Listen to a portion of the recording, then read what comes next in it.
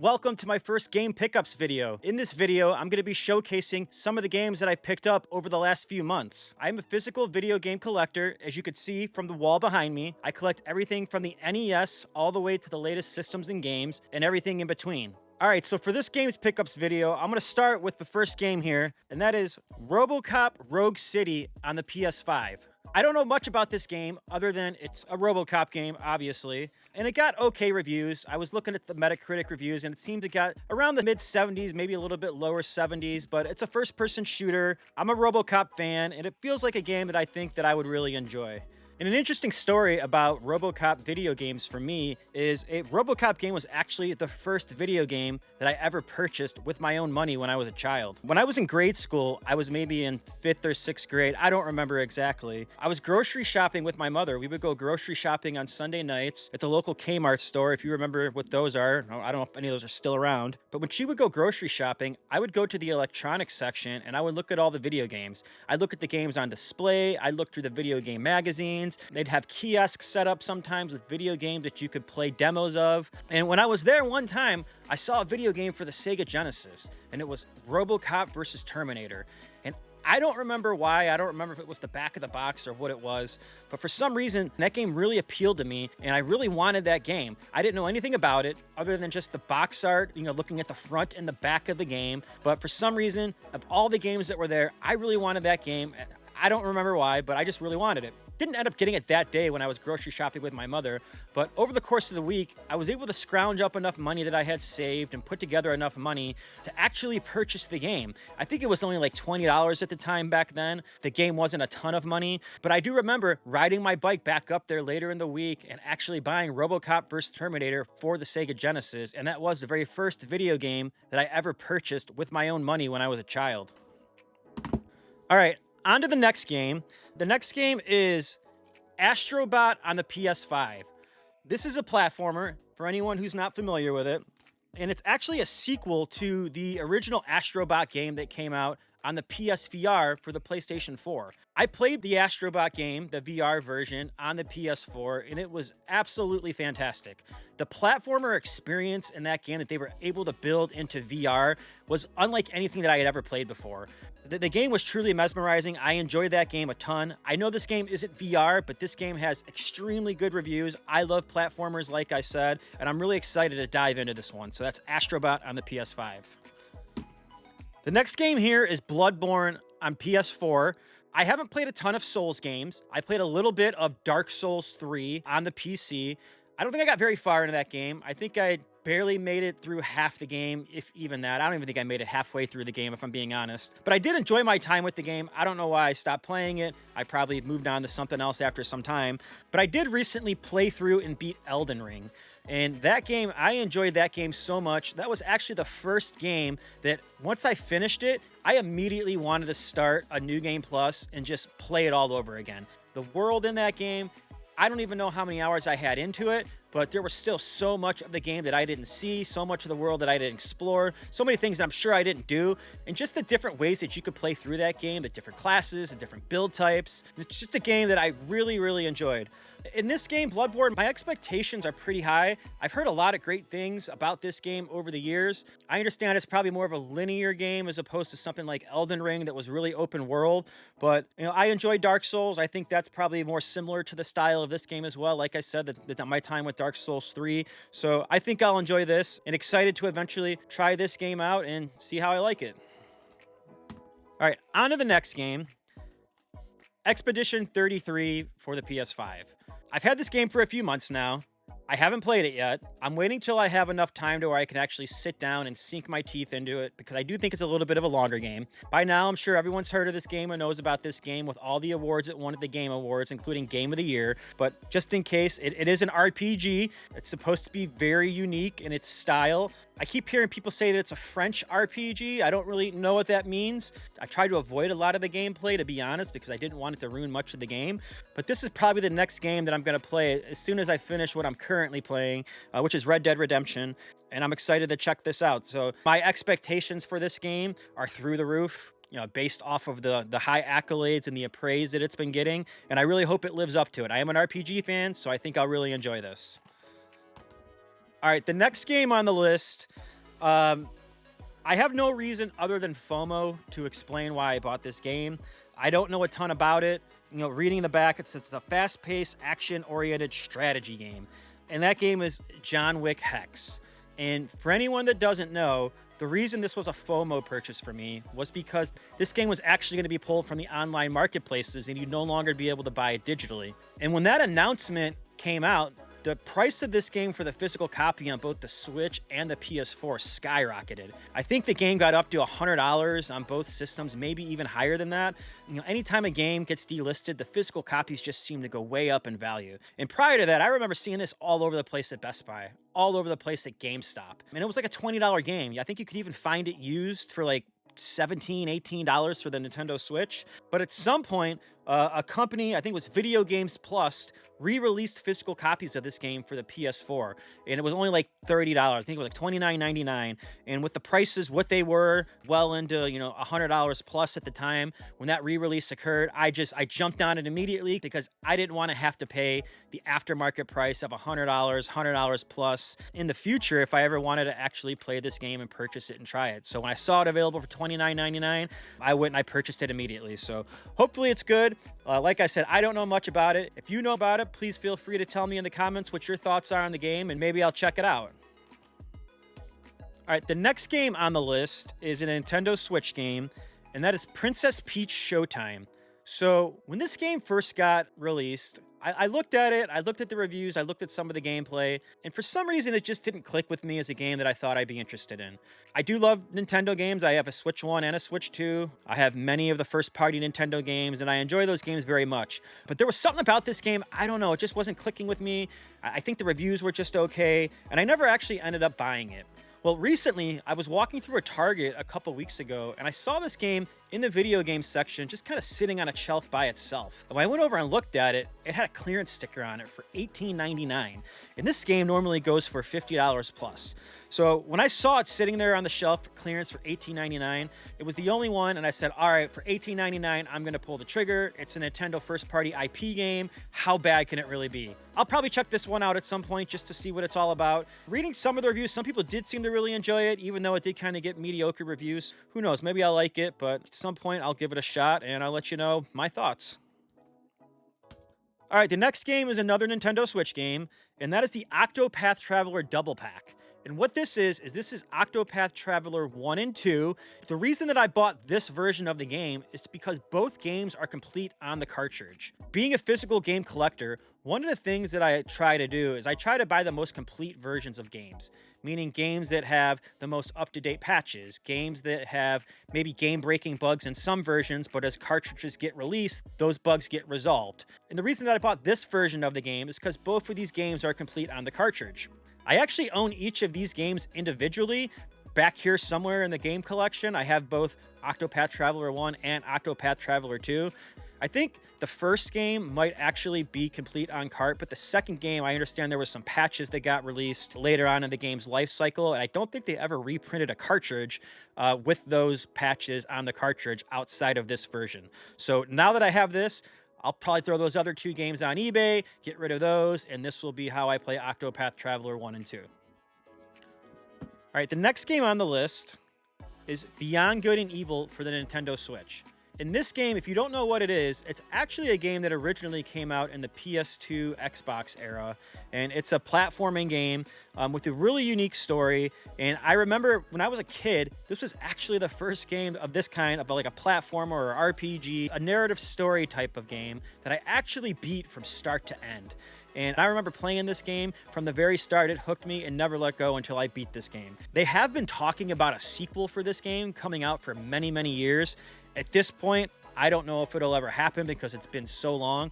You see some art online pop up every few years about what the new game's going to look like. It's hard to tell if that's like real art from the game or just kind of some fan art that's getting leaked, but hopefully it comes out one day because like I said, this is a game that I really enjoyed, and if the sequel for this ever came out, it would be a day one purchase for me without doubt. The next game is Dragon Quest 1 and 2 HD Remake for the Nintendo Switch. I've actually never played a Dragon Quest game until about 2 years ago I finally played Dragon Quest XI on the Nintendo Switch. Prior to that, like I said, I had never played a Dragon Quest game, and after playing Dragon Quest XI, I realized I was probably doing myself a great disservice. I enjoy Dragon Quest XI so much. The music, the gameplay, oh my gosh, the characters in that game, such an eclectic mix of characters. Everything about that game, I just absolutely loved it.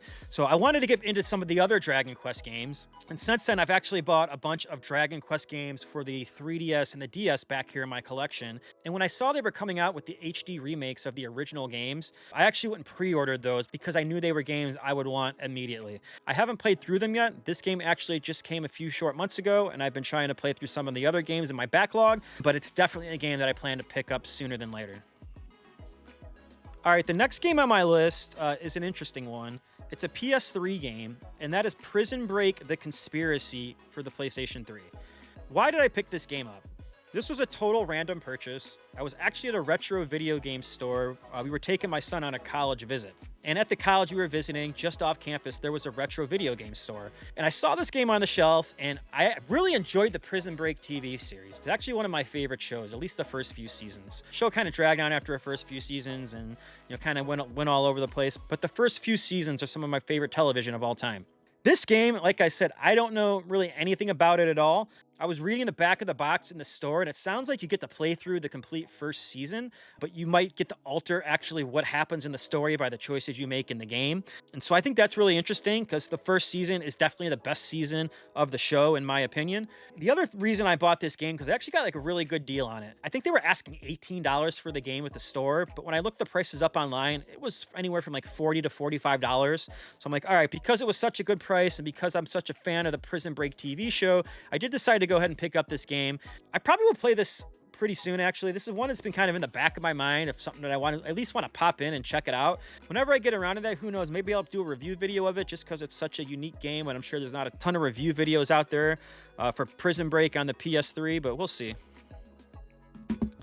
All right, the next game's on my list. I'm going to go through 3 of these games real quick, save the 4th one, and talk about that one a little bit, but I actually needed a new PlayStation 4 controller. And so instead of just jumping on eBay and buying a controller or going to buy a controller from a place like GameStop, a used controller or something like that.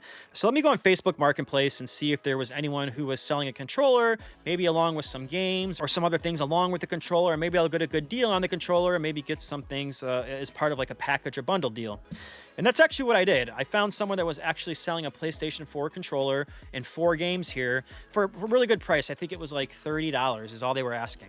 So I bought the controller, I got the games, and the games that came with that bundle are Deus Ex Mankind Divided. I've never played a Deus Ex game. I'm not sure if this is one of the better ones or not. I know there's a bunch of them. I'll have to look into it and see what this game is like and see if it's worth playing. The next game here is Star Wars Battlefront 2 on the PS4. I do remember playing this a little bit when it came out. I did enjoy the game. I don't think I played it a ton, but what I did play, I do remember enjoying my time with the game.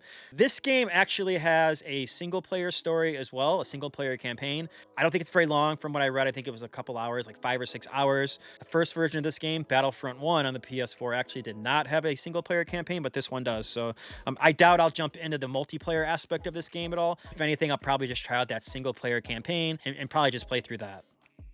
All right, the third game from that Marketplace deal was a Call of Duty double pack, and that is the Call of Duty Legacy Edition. It comes with Call of Duty Infinite Warfare and Call of Duty Modern Warfare.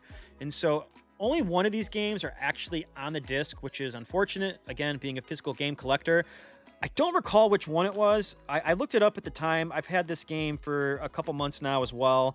But yeah, only one of these are actually on the disc. They do both have story modes, I believe. I probably will play through those. I've never been a big Call of Duty online multiplayer fan, at least not in recent years.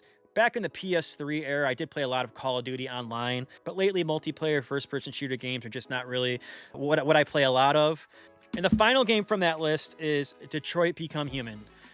I actually played through this game right after I got it, and this is one of the best games that I've ever played. So if you don't know about this game, It's one of those choice-based games where if you're familiar with like the Telltale games, like The Walking Dead or anything like that, it's very similar to that, to where it's very cinematic, very story heavy, and you get to influence the actions and the decisions and the story in the game by selecting responses to different situations in the game.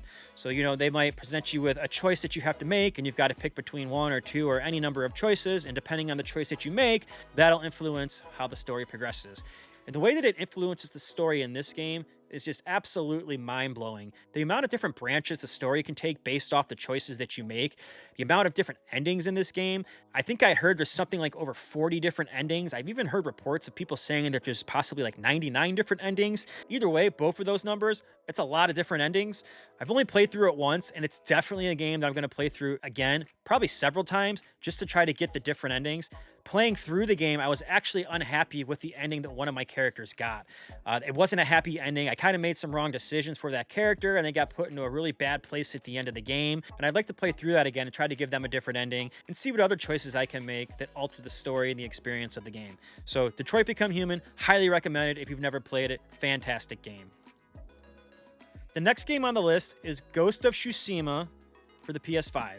Another game that I just never got around to playing. It's definitely my kind of game. I'm a fan of action, adventure, role-playing games. Those are the games that I really enjoy playing, and this game is right up my alley. It's just one of the many games that have been on my list of games to play at some point. Just never got around to playing it. Hopefully I get around to playing it soon. The sequel to this just came out recently as well. I don't know how that one compares to this one. I know this one got really great reviews and was really highly regarded.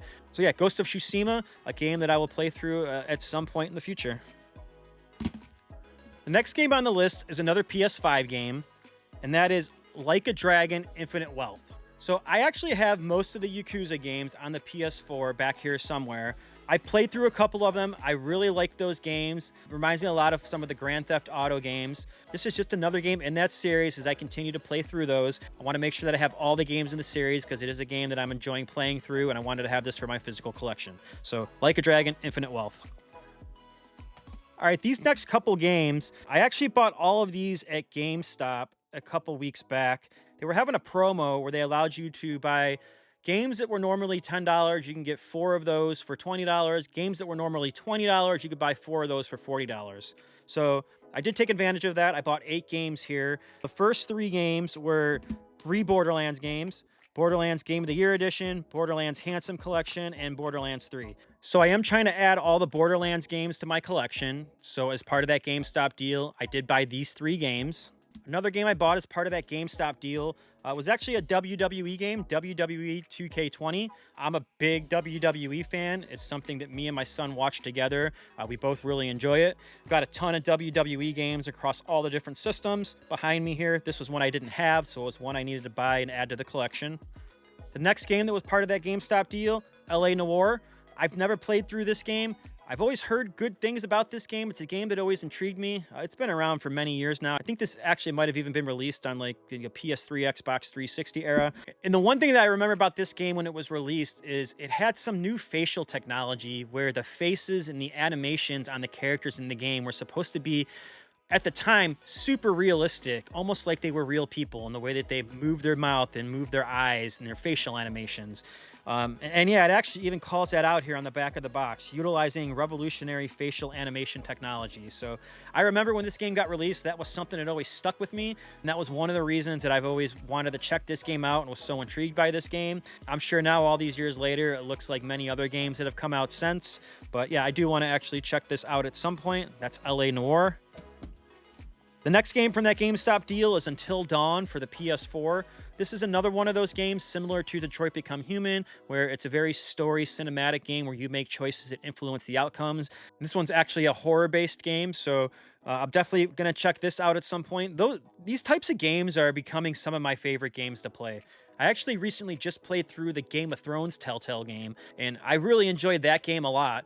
Unfortunately, that game ended on a cliffhanger, and then Telltale Studios got shut down and disbanded, and the sequel to that game that was supposed to be released got scrapped, and it doesn't feel like that game will actually ever get made, which again is really unfortunate because I really enjoyed the first game. But yeah, these kinds of games, these choice-based games where you influence the outcome, are really becoming some of my favorite types of games. So I'll definitely be playing not just this, but a lot more of these types of games in the future. The next game on the list from that GameStop deal is Far Cry 5. I have a ton of the Far Cry games behind me. I'm just trying to complete those. I'm sure everyone's heard or seen or have played some of the Far Cry games in the past. This is just one that I didn't have for my collection. I needed to add it, so Far Cry 5. All right, the last game from that GameStop deal is a PS5 game, and that is Resident Evil Village. I have a number of Resident Evil games already that I own physically back here. I have a lot of the original games for the PS1, the PS2. I've got Resident Evil Code Veronica and the Dreamcast somewhere back here. And I've got a ton of the PS4, PS5 Resident Evil games, the remakes, all of those back here somewhere. But I did not have this one, and it's one I wanted to add to the collection. So here it is, Resident Evil Village for the PS5. All right, these last few games here are all games that I purchased as part of Black Friday deals. The first three games are actually Nintendo Switch games. They are Nintendo first-party games, and they went on sale for, I think, like $30. If you know about Nintendo Switch first-party games, they don't normally go down to $30 too often. So I did go ahead and I bought three of them. First game here is Paper Mario: The Thousand Year Door. I've actually never played through this, and this game originally came out on the Nintendo GameCube, and for a long time, the Nintendo GameCube was the only place where you could actually play this game. And because of that, the GameCube version of this game was always really expensive. We're talking somewhere around, I think, $100 for the GameCube version of this game. It's a game I always wanted to play. I just didn't want to pay $100 for the GameCube version of the game. And so when I saw it get released for the Nintendo Switch, I knew at some point I would pick it up and buy it eventually. It went on sale for $30. That was the time I made the purchase and I bought it. So I played the original Paper Mario on the Nintendo 64. I really enjoyed that game. From what I hear, this game is also very good. So I'm excited to check this one out at some point. Next game on that list from the Black Friday deal was The Legend of Zelda: Echoes of Wisdom. I'm a huge Zelda fan. I love the Zelda games. The top-down versions aren't my favorite versions of those games, but I still really enjoy them. I don't know why I didn't have this game. I almost bought it a bunch of times since it's been released. For one reason or another, I just never pulled the trigger. When I saw it go on sale for $30, again, for $30, couldn't pass it up, bought it as part of the collection. The last game on the list from the Black Friday deals is Donkey Kong Country Returns HD for the Nintendo Switch. This game was released on another console. I don't remember what it was. Maybe the 3DS, maybe the Wii U. I'm not sure. I know I have a version of this game somewhere back here, but I don't think I've actually ever played it. When I saw this version come out for the Nintendo Switch, I really enjoy collecting for the Switch. The Switch is by far the console that I have the most games for. So when I saw this game go on sale for $30, even though I already owned a copy of it on another system somewhere, I had to have the Nintendo Switch version. So Donkey Kong Country Returns HD. All right, and we're on to the very last game. The last game is also a Black Friday deal. I think this game went on sale for $20. That game is Star Wars Outlaws. This is a game when it came out, I thought it looked really interesting. I'm a big Star Wars fan. It seemed to it kind of had mixed reviews at first when it came out on the PS5. But then when the Nintendo Switch 2 version came out, people started talking about the game a lot more. I don't know if that's just because people were looking for games on the Nintendo Switch to play because there was a new system. The catalog wasn't very big at the time. But when this came out on the Nintendo Switch 2, for some reason, I started to take a lot more notice. And I actually almost bought this a couple weeks before it went on sale for the Black Friday deal. I'm glad I waited because I was able to get the game brand new for $20. Definitely going to play this game soon. Again, I love Star Wars. I love these kinds of open world games. I actually think I'm going to stream this on my Twitch channel at some point when I do play it. So really excited to dive into this one. All right, and that's it for my first pickups video. If you enjoyed this video, if you enjoyed this type of content, if you could, just please give the video a like. It really helps my channel to grow, being a new channel and a new creator. And until next time, thank you for watching.